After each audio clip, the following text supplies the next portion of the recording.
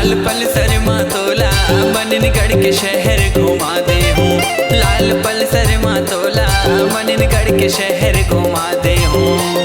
फुलके खवा हूँ और मोमोस खवा हूँ, ठंडा ठंडा चोकोबार खवा हूँ। फुलके खवा हूँ और मोमोस खवा हूँ, ठंडा ठंडा चोकोबार खवा हूँ। लाल पल्सर मातोला मनिनगढ़ के शहर घुमा दे हूँ।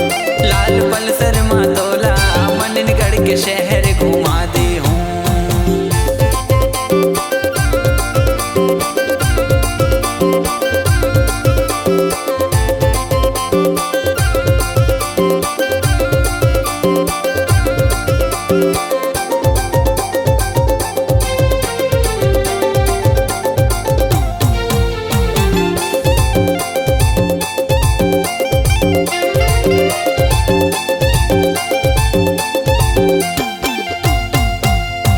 घोड़े के पैरियों माथा के बिंदिया, हाथे के मुंदरी भी सादे होना। तोर बरक लाली के लहंगा लगोरी, मेला माँ तो लाले वादे होना।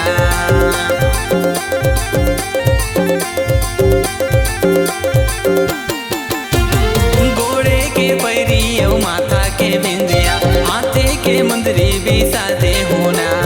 तोर बरक लाली के लहंगा लगोरी, मेला माँ तो लाले वादे होना। लाल पल्सर मातोला मनिनगढ़ के शहर घुमा दे हूँ। लाल पल्सर मातोला मनिनगढ़ के शहर घुमा दे हूँ।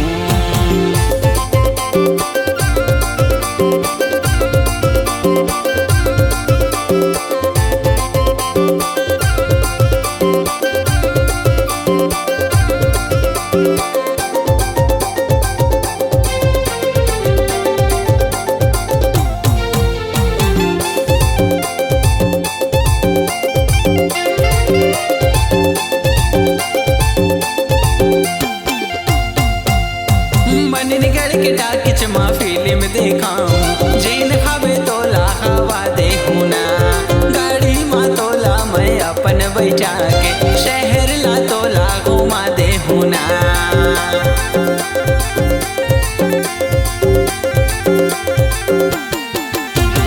मनिनगढ़ के टाकिच माँ फिल्म देखाऊं, जैन खावे तोला हवा दे होना।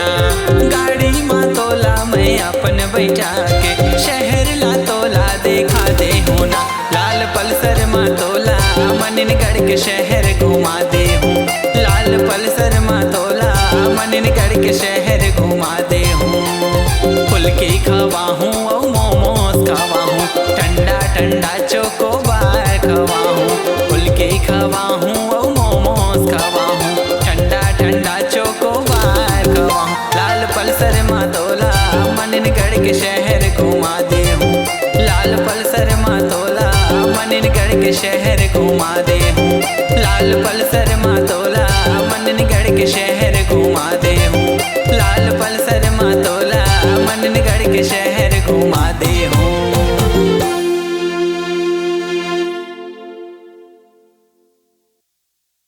जी हाँ, हर सुर में छुपा है एक कहानी, संगीत का जहां है ये दीवानी। तो चले आइए MSR म्यूजिक बंजी में रचने अपनी नई कहानी।